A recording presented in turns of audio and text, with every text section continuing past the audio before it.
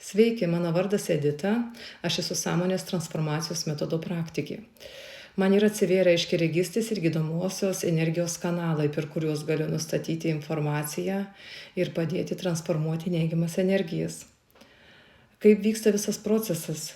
Pirmiausia, aš susisiekiu su žmogumi telefonu arba internetu arba asmeniškai ir tuomet atlieku jo mentalinio kūno skanavimą. O po to, jeigu jisai jau nori, tada jau atlieku transformavimą. Ir kas tai yra skanavimas?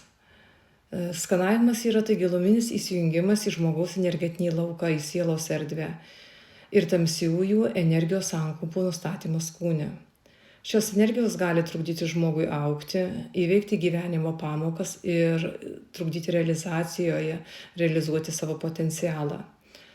Tamsios energijos gali pasireikšti fiziniais ir lėtiniais susirgimais, psichologiniais sunkumais, emocinėmis blokadomis ir įvairiais energetiniais disbalansais. Skanavimo metu galima pamatyti, kokios energijos veikia žmogų, kas jas blokuoja, iš kur jos kyla, pavyzdžiui, iš motinos arba iš tėvo giminės linijos, kuriuose vietose yra energetiniai disbalansai.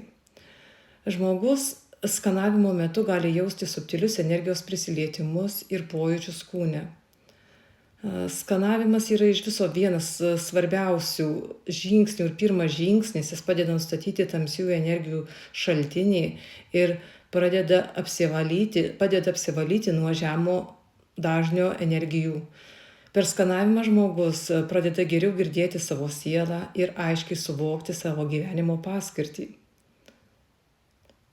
Skanavimas atliekamas nemokamai, galite paskambinti arba parašyti žinutę ir aš jums duosiu atsakymą, kada bus skanavimas ir kokiu laiku. Ačiū.